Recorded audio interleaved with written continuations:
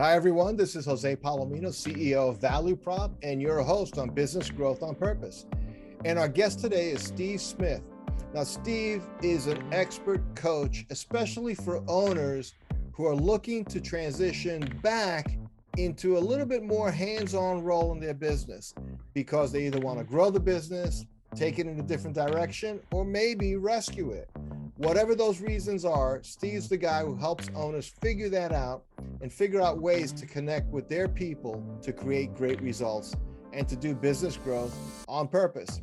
So without further ado, let's welcome Steve to our show.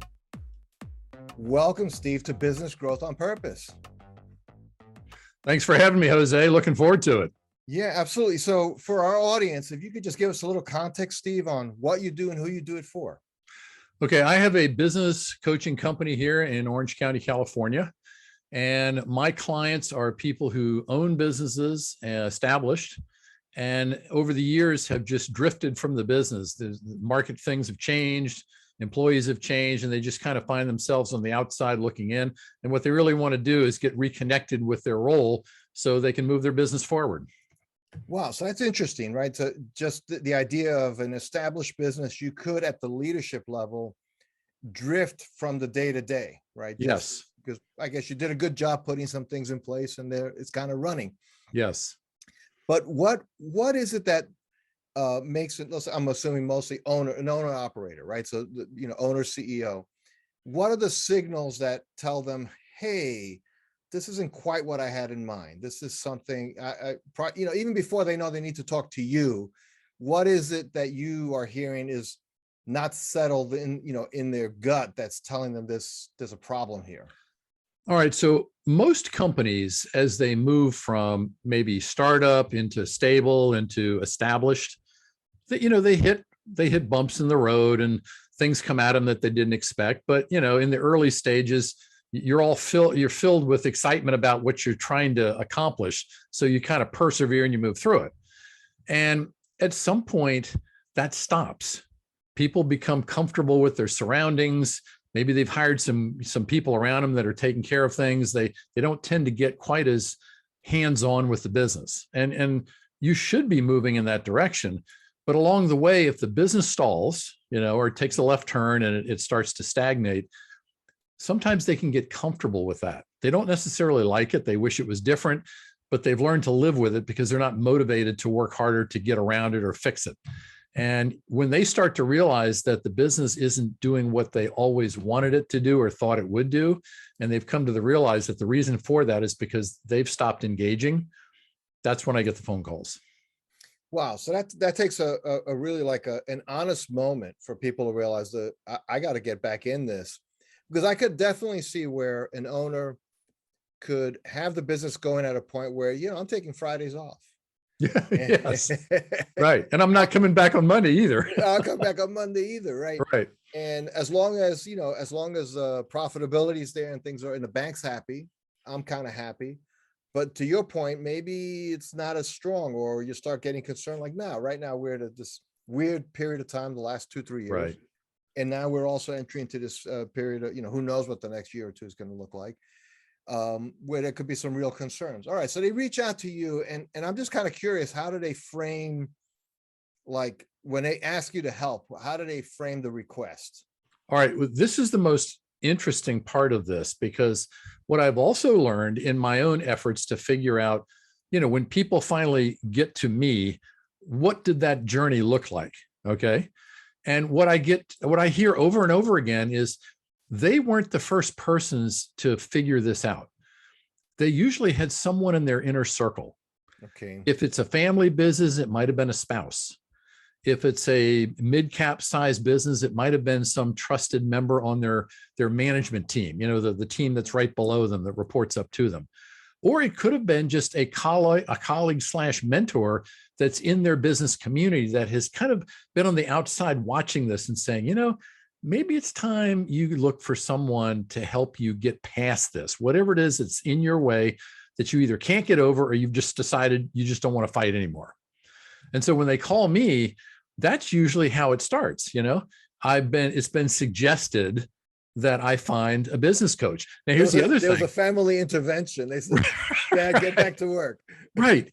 But here's the other thing that's weird, because in my marketing, I do a lot of online marketing and I do a lot of networking. And there's some people that I network with that tell me that their whole business is nothing but referrals.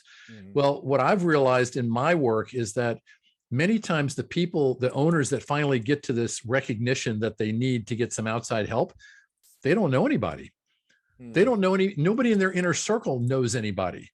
So they just go out on Google and they just type in business coach, and there I show up. I can't tell you how many times I've gotten clients just because they found me and they decided to call, and we had a great conversation and it led to us working together. That's fascinating, right? But that tells you that the need had escalated to the point where they needed to take action, right? Right. They had to do something. Okay. Right.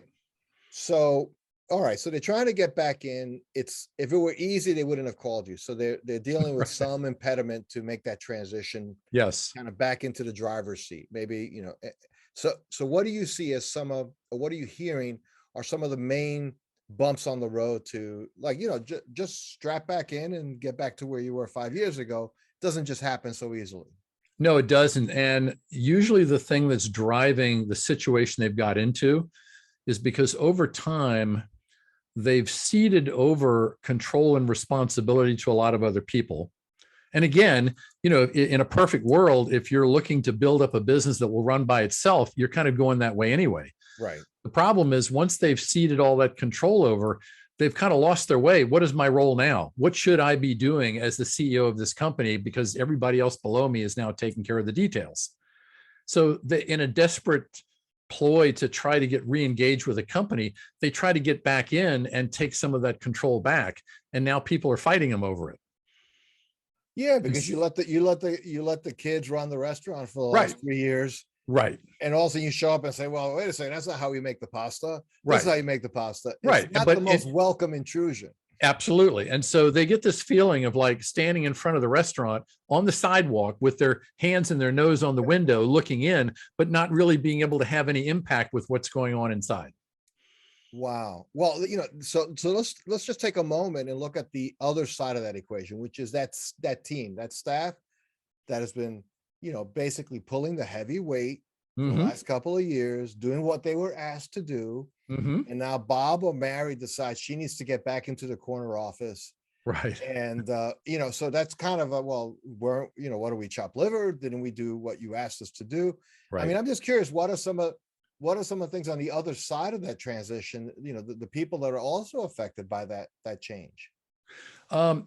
The problem, and this is one that happens quite regularly, is when you've kind of distanced yourself from the day-to-day, unless you've left a foundation and a culture which is really strong and everybody is aligned with and buys into and is trying to perpetuate, in the absence of that, what you end up having is usually one individual that's got some level of rank that starts to go rogue. And they start making up their own rules and they start doing their own thing and they change the recipes and they do things like that because there's nobody there holding them accountable or telling them there's boundaries to what they can do. And so the owner may actually see this going on, but now feel completely powerless to stop it because they've distanced themselves, and people on the inside are seeing what's going on, but they don't realize the owner anymore because the owner's not around half the time. They're looking at the person that's calling the shots every day.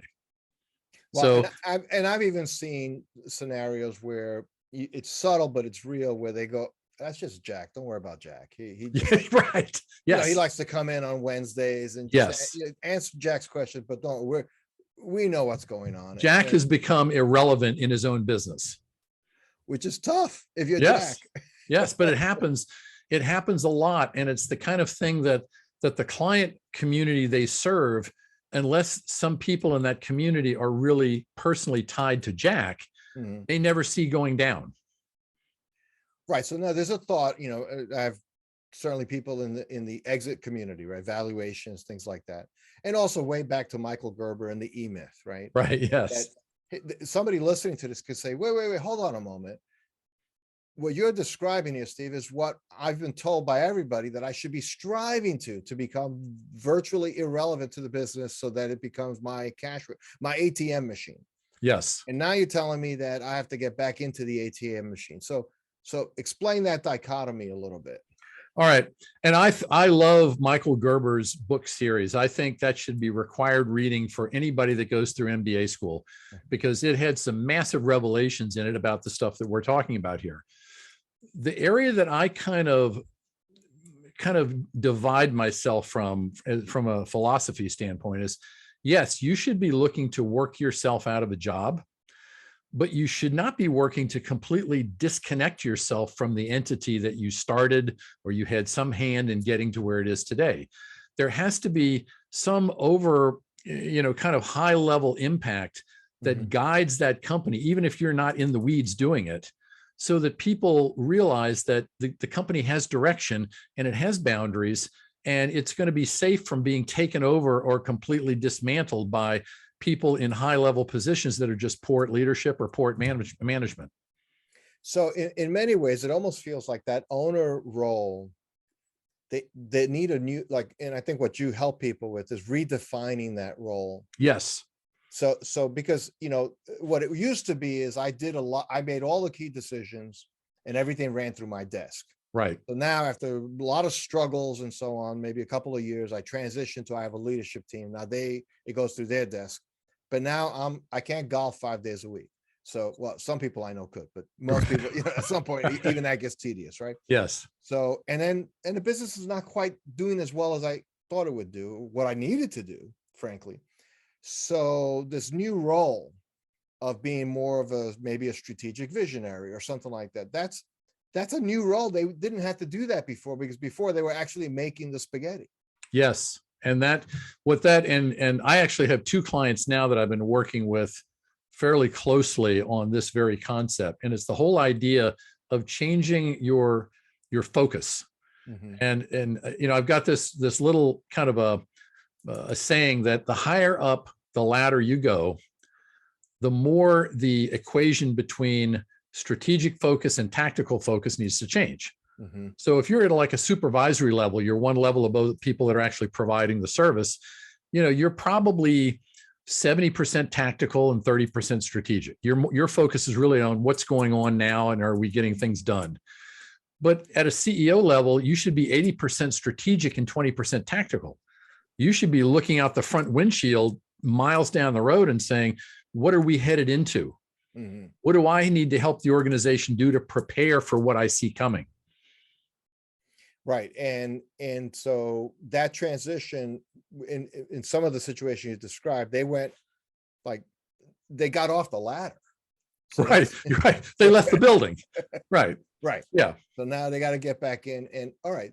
So one of the things we talked about before we actually went live with this podcast episode is the thought that things are also different to some degree generationally. And I know a lot of people kind of quote truisms about the generations, and I guess you go back to like the Greek philosophers, they would talk about the younger generation, right? So it's an eternal thing, right? Things right. Yes. But what are some particular things that you help leaders do well, given the fact that we're coming out of COVID, we're entering into new uncertainties, clearly the work expectation, work-life balance, all those things are changing, workers are changing. What are some of the things you have to help people navigate so they can be successful in light of those things are like meta, they're going to happen anyway? All right. So one of the biggest things that causes a business owner over time to feel somewhat out of touch with is to look at their org chart or look around their office and all of a sudden recognize that the people that are in their business that they may not have hired, maybe the manager in that department is hired, look more like their kids than like the people they grew up with. And so that can immediately create a lot of anxiety, because it's like, okay, I don't know these folks. I know they don't think the way I do. They certainly didn't come up the way I did. So there's this feeling that somebody's out of touch. And of course, you always default to yourself. It's not me, it's them. Right. And so a lot of times what we have to do is go back and I say, look, I want you to sit with each one of your people over some period of time, 4 or 6 months. It doesn't have to be all in 1 week. And I want you to learn 3 things, 3 very specific things from each person. Okay. What motivates them? What's the one thing they need the most help with?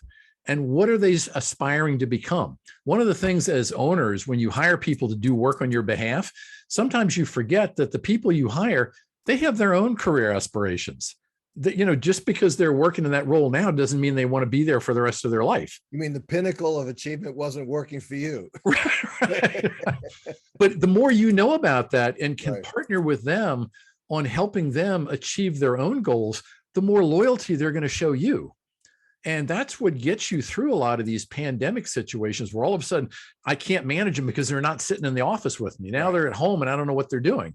Well, if you really know who they are and what motivates them and what makes them really want to attack the job and where they're trying to go, then it doesn't matter how much distance you have between. You've got an emotional, mental connection where they know you've got their back, their back at stuff, and Right. you know that they're going to show up and give you their best effort. Right. Well, that's interesting. Just to, let's face it, a lot of managers generally, and I think owners maybe even more specifically, aren't the best at like the people management stuff. No. Right. And they often don't, even the people they trust to be second in command, that kind of thing, are often people that had a lot of like either industry or technical knowledge on what they do, but also not great people stuff managers. Right. So, and it's easy to dismiss it. Well, that's big company stuff. That's like HR, touchy-feely stuff. And yet it really isn't, right? Because it's about people. So how do you help people kind of bridge that gap in a way that feels practical to them, that doesn't feel like, okay, I got to just start all over, because that's discouraging if I got to start from scratch. Okay. Probably, and anybody listening to your program, they can do this today. All right. Today. So listen closely. Today. Right. Stop going out on the floor. And I use the floor kind of metaphorically. Okay. And just interjecting yourself and telling people what to do. Or calling them out because they're doing something you think is wrong, even though they may have been trained that way by somebody else. Stop doing all that. Start visiting up with people and just simply asking questions about how are they doing? How are they finding the job? Okay, they've been in it for 6 months now. Is there anything they would do different? Because they obviously know what's going on. They're handling it. Ask inquisitive questions to learn what people are thinking and seeing, because I'll tell you what, if you learn how to ask good questions, people love talking about what they're doing, and you can learn a lot. You don't have to say anything. All you have to do is listen, and you can build massive bonds with people over a fairly short period of time, because what that demonstrates is you care about what they're doing. And if they're doing good stuff and you acknowledge them for that, now you've actually showed them that you really care about the good work they're doing. And you can build massive points in a short period of time by just making that fundamental communication change. That's so interesting, because sometimes it's little things. Like I've seen companies, $20 million companies say, well, we got to save money, so we're canceling the coffee service or something that really, or we're canceling the water deliveries. I'm thinking like, no really? More muffins for you. Yeah, I said that's really your best answer. Right. How about let's create more value and make more margin, and let's solve it on the top line, not necessarily on the backs of our workers. Right. But it's small thinking is very, very typical. The other thing too is doing what you just suggested, Steve. All of a sudden somebody says, well, if you want to know what would help me, yeah, I want to know. And they say, well, the other station, they always deliver their work to us in pieces. It'd be really helpful if they stacked it a certain way. Why is that? Well, because then I can immediately go and do this and this, and I'd be done in half the time. And all of a sudden it's a small win. It didn't take anything to do it. Right. But you also create that sense of trust starts happening. It seems okay. So do you remember a guy from the early 70s? He was a management guru. His name was Tom Peters. Of course. He coined the phrase management by walking around. And this is the exact same principle. If you're out and about, just checking in on people, do it by showing interest in what they're doing, not by legislating what you think they should be doing that they're not doing. But that also means you have to have the discipline that if somebody says, well, I'm doing it this way, I'm turning the stack sideways instead of, to the left instead of to the right, just to make the point. And you're thinking, well, my dad taught me it's from the right and I should do, instead, you don't really have to offer that opinion. Just go, okay, duly noted, because maybe it doesn't make a difference. Right. Your point is, if you're there as, oh, here's Jack again, policing us, telling us, all of a sudden people, you don't want to be the guy that nobody wants walking around. Yes. Yes. And I frequently get people who struggle with building relationships with different people in their organization. And my first question is, do you think it's a problem of accessibility or approachability? Because sometimes there's no access. They're in there, they're out in the field, they're running 100 miles an hour when they're in the office, their door's shut. You can never get access to them. But that's usually not the real problem. The real problem is kind of going to what you just said. It's, are they approachable? Do people actually want to have a conversation, or are they afraid if they ignite one, they're going to get this blowback that they just don't, they know it's coming and they don't want to deal with it. So they just avoid the whole conversation. I love that, accessibility versus approachability. And it's Right. such a huge, I mean, that's a good way. I mean, even raising kids and stuff, it's a good principle, right? Right. It works. It's amazing where it works, you know? Sure. Yeah, absolutely. No, that's great. Well, so, as we get closer to our time here, Steve, I did want to ask you, just because, again, you are coaching owners and you're in this space.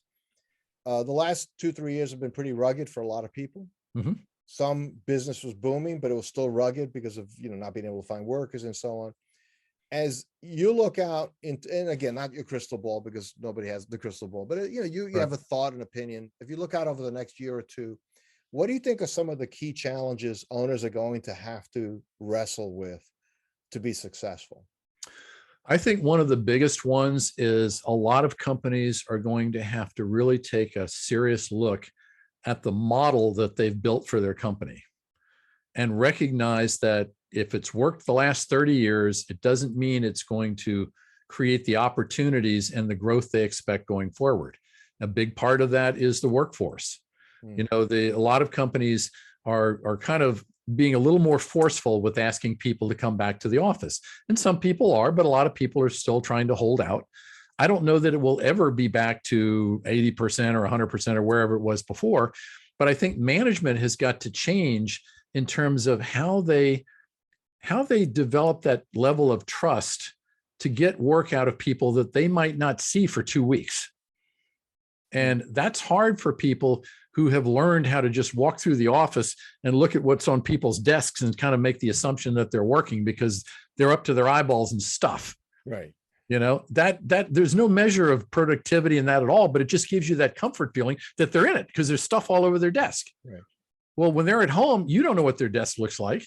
Now you can't even have these spontaneous conversations about problem solving or asking for opinions because you have to make an arrangement, through your calendar to get on Zoom.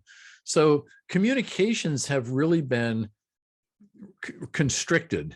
It's not the spontaneous environment before. Now it has to be purposeful and planned to get some margin of back and forth between the manager and the team. And a lot of people are struggling with that. And so what happens? They give up and they stop communicating. And then they start wondering in the back of their head, gee, is this person working? What are they doing today? That's the worst place to go because there is no good end to that. There's no good end to that. So and it leads to that like Thursday afternoon phone call to that person saying, what are you doing now? Right. Yes. Which also makes the person flustered. And even if they've been working really hard, they feel like they got busted somehow. Right. I mean, if you're going to make that call on Thursday, you should be, after you get done with the small talk, you should say, what are you involved in now that I can help you get through? That's, be the resource, even though you're the guy at the top. Right. If people recognize that you're a resource and you can help get rid of blockages that are preventing them from doing their work, you will never have to worry about people picking up the phone. That's awesome. I love that, Steve. And on that note, we're out of time right now, but I'm sure people listening might say, well, gee, this sounds really interesting. So Steve, where should they go to find out more about you and even how to contact you?